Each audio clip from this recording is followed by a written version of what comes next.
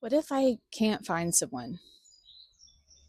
This is something I used to be like pretty terrified of. Like I remember standing in the middle of a street talking to some of my friends, not in the middle of the street, on a sidewalk, talking to some of my friends and just like literally crying because I was like, what if I'm just alone forever?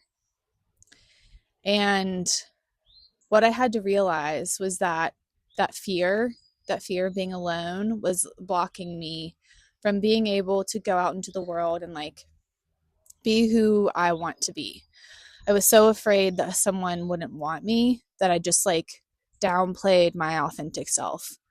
The relationship that I thought I was in is more like a situationship before my current relationship. I just constantly was so anxious. I had this terrible anxious attachment. It's because that person was just not for me. And he was just pulling away. And it made me anxious. And instead of just like letting him go every time he pulled away, I would try to reel him back in so that I felt like I was wanted.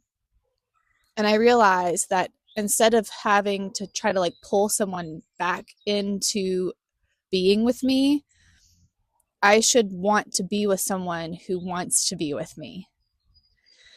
When I met my boyfriend, he had also just come out of a relationship situationship thing with someone, and he wrote down this list of qualities that he wanted in his partner.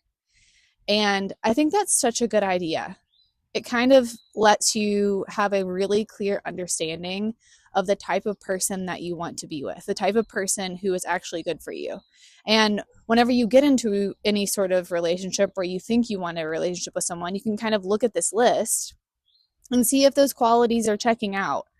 And if the majority of them aren't, then maybe that person isn't for you. Maybe that's someone that you shouldn't want to be with.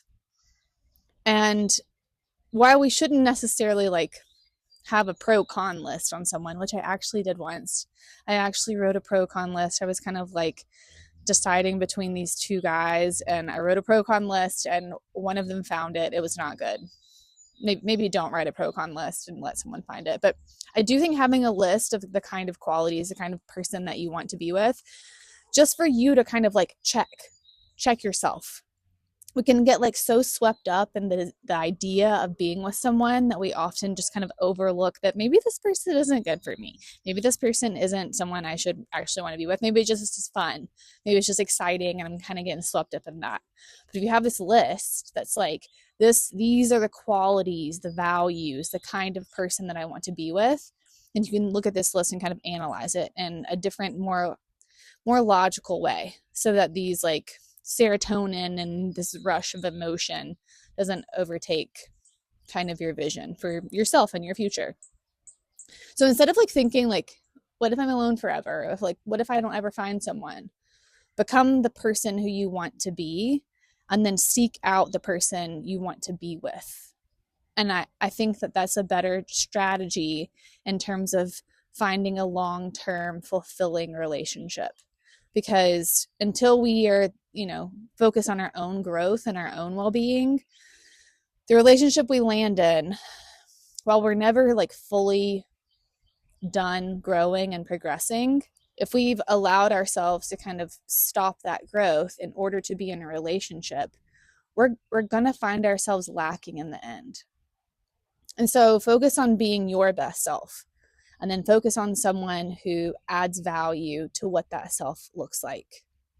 I have a friend, and she's been single for a while, and she just is very hard set. She says, I'm not going to be in a relationship until I find someone who adds to my life rather than takes away from it. And there's so much strength in that. And yes, at times that may mean like feeling lonely, but it also means not being in a relationship just to kind of like fill the space. And I promise you that she knows so much about herself, and she's very self-aware. She's someone who can like present herself to the world in a very authentic way. And it's because she's kind of like delved into herself and what it means to be her in this world with no one else. So you don't need to be searching for that person. Become the person you want to be. Search for the person you want to be, and then let the people who align with that come to you. And I've talked before in other videos about how you're going to have to put yourself out there, like especially if you're tired of swiping. Like swiping is terrible. Being on dating apps just feels icky after a while, maybe from the beginning. But rather than like yearning so hard to be in a relationship, people feel that. People feel that energy. And whenever you kind of have that feeling and you just like want so badly to be with someone, you're going to find yourself in a relationship, in a situationship like I did, where it just isn't fulfilling. It's not it. And you can learn from those. If you're down for having fun, if you're down for just kind of like seeing what's up, do it. Go for it. But if you want something that's long lasting and something that's fulfilling and real and whole, you need to focus on you and then focus on, finding someone who aligns to the real authentic you, the kind of relationship you want to have. So make you that list. It worked for John. I mean, we're together. And I check with him often, like, do I make the list? Like, does the list match me? And he swears, I think he actually showed me the list once, but he swears that like I pretty much check like every single box, which is kind of crazy. So maybe there's something to that. Make that list and kind of have that in your vision as to the kind of person you want to be. And don't settle until you get into that relationship with someone who kind of meets that match. Because otherwise it's just not going to be fulfilling to you.